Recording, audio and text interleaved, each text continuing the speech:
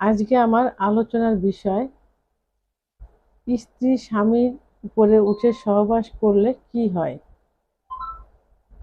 অনেকের প্রশ্ন, আমার স্ত্রী যদি আমার উপরে উঠে সহবাস করে তাহলে কোনো সমস্যা হবে কিনা। আবার অনেক মহিলা প্রশ্ন করে থাকেন যে আমি যদি আমার স্বামীর উপরে উঠে সহবাস করি তাহলে কোনো সমস্যা হবে কিনা। দেশের এবং প্রবাসের ভাই বোনদের প্রতি সালাম। আসসালামু আলাইকুম।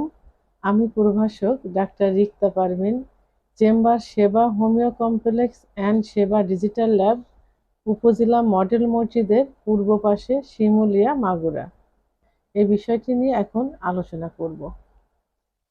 বাংলাদেশ সহ এশিয়া মহাদেশের নারী পুরুষের একটা বদ্ধমূল ধারণা যে স্ত্রী শুয়ে থাকবে, স্বামী উপর থেকে সহবাস করবে, এবং এটাই পূর্ব থেকে হয়ে আসছে। এখনো কিন্তু এই নিয়মটাই রয়ে গেছে, এটা একটা নিয়মের ভিতর পড়ে গেছে মনে হয়।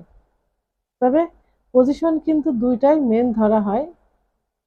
প্রথমটা হলো যে স্ত্রী শুয়ে থাকবে, স্বামী উপর থেকে সহবাস করবে, এবং আরেকটা নিয়ম, স্বামী শুয়ে থাকবে, স্ত্রী উপর থেকে সহবাস করবে।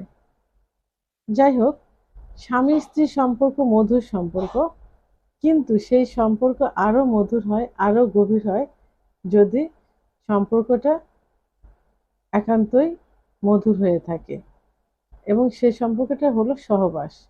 সহবাস যদি সুখের হয়, দুজনে যদি তৃপ্তি পায়, স্বামী এবং স্ত্রী, তাহলে সেই সম্পর্কটার মতো সম্পর্ক আর কিছুই হয় না। আর যদি দুজন একই সঙ্গে সুখ না পায়, মজা না পায়, স্বামী একাই সুখ অনুভব করলো, স্ত্রী বুঝতে পারলো না, তাহলে কিন্তু সম্পর্কটা মজবুত হয় না, মধুর হয় না, সুখের হয় না। তো এজন্য কি করতে হবে, স্বামী স্ত্রী উভয়েরই সহবাসকে মধুর করতে হবে। তার জন্য আহ, আহ, এই মধুর সম্পর্কের জন্য স্ত্রী স্বামীর উপরে উঠে সহবাস করতে পারে। তবে ইসলামিক শরিয়ত অনুযায়ী কিন্তু আহ, স্ত্রীর পিছন দিক থেকে, অর্থাৎ রেকটাম বা মলদ্বার দিয়ে কিন্তু সহবাস করা যাবে না। এই এই মলদ্বার বাদে স্ত্রীর যে কোনো পাশ দিয়ে সহবাস করে বীর্যপাত ঘটাতে পারে। আমি এখন স্ত্রী উপরে উঠে যদি সহবাস করে তাহলে কি কি হয় সেই বিষয় নিয়ে আলোচনা করব। স্ত্রী উপরে উঠে সহবাস করলে এর খারাপ দিকও আছে, ভালো দিকও আছে। খারাপ ভালো দুটা মিলেই কিন্তু এই সম্পর্কটা মধুর হতে পারে, যদি একটু নিয়ম মেনে চলা যায়, সময়টা মেনটেন করা যায়। তো আমি প্রথমেই ভালো দিক নিয়ে আলোচনা করব। 1 নম্বর, যে অনেক পুরুষ আছেন যাদের দ্রুত বীর্যপাত হয়ে যায়।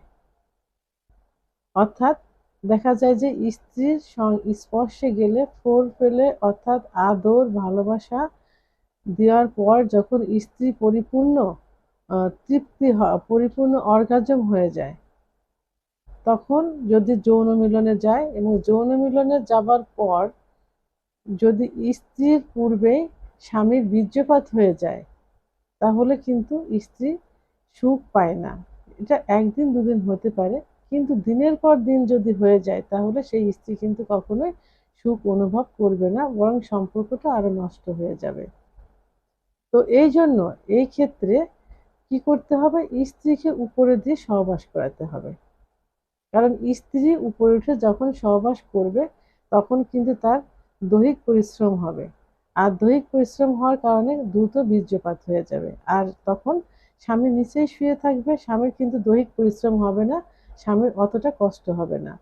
স্ত্রীর যখন বীর্যপাত হয়ে যাবে তখন স্বামীর কিন্তু ইচ্ছা করলে খুব দ্রুতই আহ, স্ত্রীকে উপরে রেখেই বীর্যপাত ঘটাতে পারে।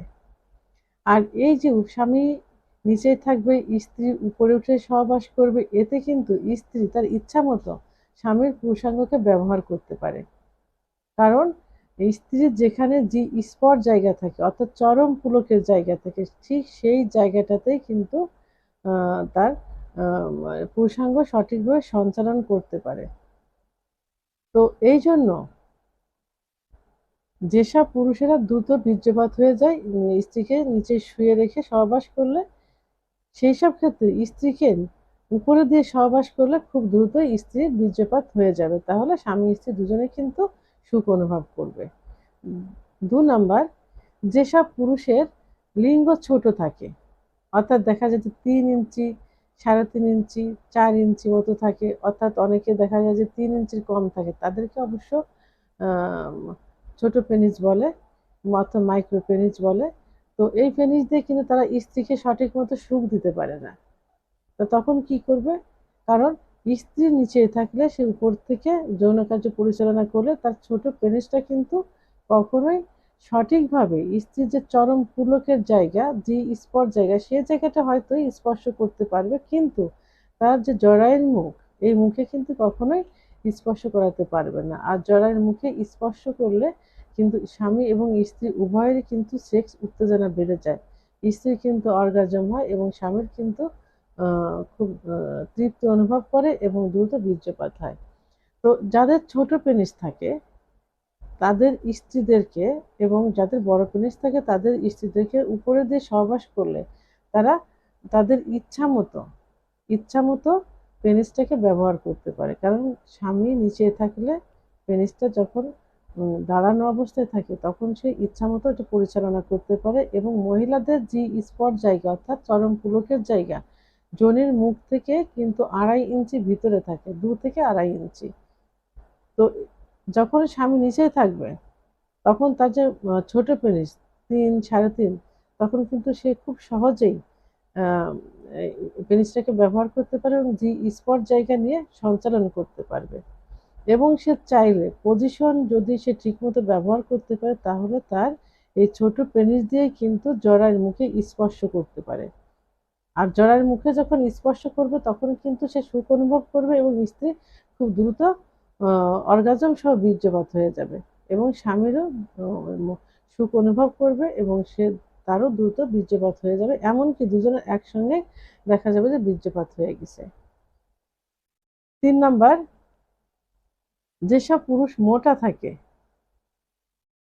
এবং স্ত্রীকে নিচে রেখে উপরে যৌন কার্য পরিচালনা করতে অনেক কষ্ট অনুভব করে, এবং দেখা যায় যে অনেক সময় দেখা যায় যে সে হাঁপাতে থাকে, ঘাম ঘাম হয়ে যায়, অনেক সময় কিন্তু প্রেশারও বেড়ে যায়, সেই মোটা পুরুষদের ক্ষেত্রে তারা যদি নিচেই শুয়ে থাকে তাহলে তাদের কিন্তু দৈহিক পরিশ্রম হলো না।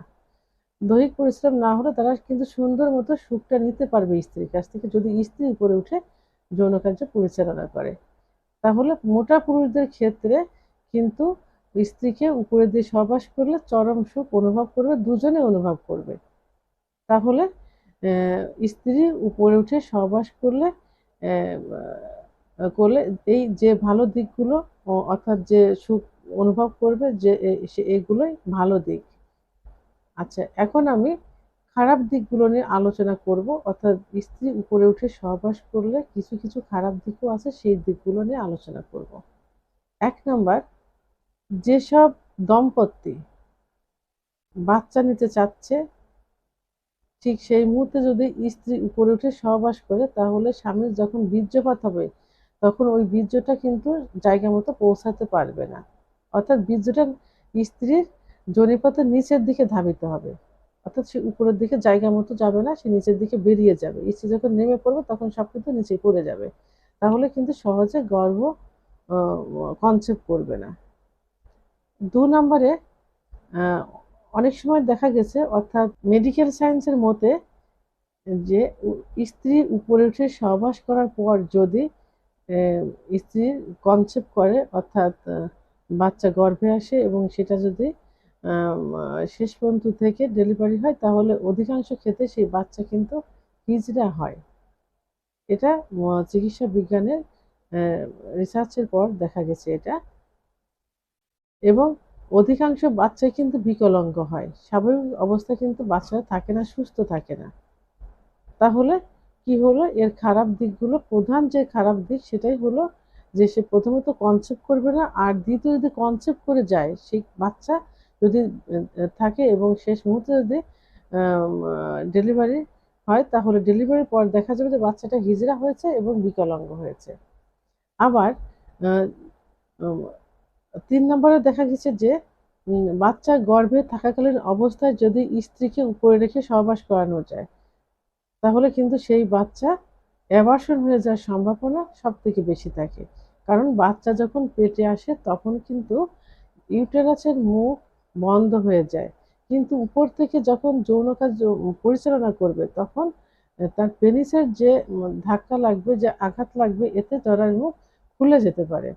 আর মুখ যখন খুলে যাবে তখন ব্লিডিং হবে, অর্থাৎ বাচ্চা গর্ভপাত হয়ে যাবে। তো বন্ধুরা, এত সময় স্ত্রীকে উপরে রেখে সহবাস করলে খারাপ এবং ভালো দুটা দিকই আমরা পেয়েছি। তো সুখ অনুভব করার জন্য আমাদের কি করতে হবে? বাচ্চা যখন নিতে চাইবো তখন স্ত্রীকে উপরে দিয়ে কখনো সহবাস করানো যাবে না। আর আম সহবাস করানোর পরে যদি বাচ্চা হয়ে যায়, সেই বাচ্চাটা কখনো অ্যাবর্শন নষ্ট করা যাবে না। এজন্য সব দিকে সতর্ক থেকে কাজ করতে হবে। অর্থাৎ বাচ্চা নেওয়ার সময় এবং বাচ্চা পেটে আসলে স্ত্রীকে দিয়ে কখনো উপর থেকে সহবাস করানো যাবে না। এদিক থেকে বিরত থাকতে হবে। আর প্রকৃত সুখ নেওয়ার জন্য আ আম আমাদের এই যে পরিকল্পনা, বাচ্চা নেওয়ার পরিকল্পনা, বাচ্চা পেটে আসার পর এই সময়গুলো বাদ দিয়ে বাকি সময়গুলো আমরা কি করতে পারি? স্ত্রীকে উপরে দিয়ে সহবাস করতে পারি। তাহলে স্বামী-স্ত্রী উভয়ে কিন্তু সুখ অনুভব করা যাবে এবং আ স্বর্গীয় সুখ পাওয়া যাবে। তো বন্ধুরা, আমার ভিডিওটি সম্পর্কে যদি কোনো মতামত থেকে থাকে অবশ্যই কমেন্টসের মাধ্যমে জানাবেন। আর ভিডিওটি ভালো লাগলে লাইক, কমেন্ট, সাবস্ক্রাইব করে আমার সঙ্গে থাকুন। আল্লাহ হাফেজ।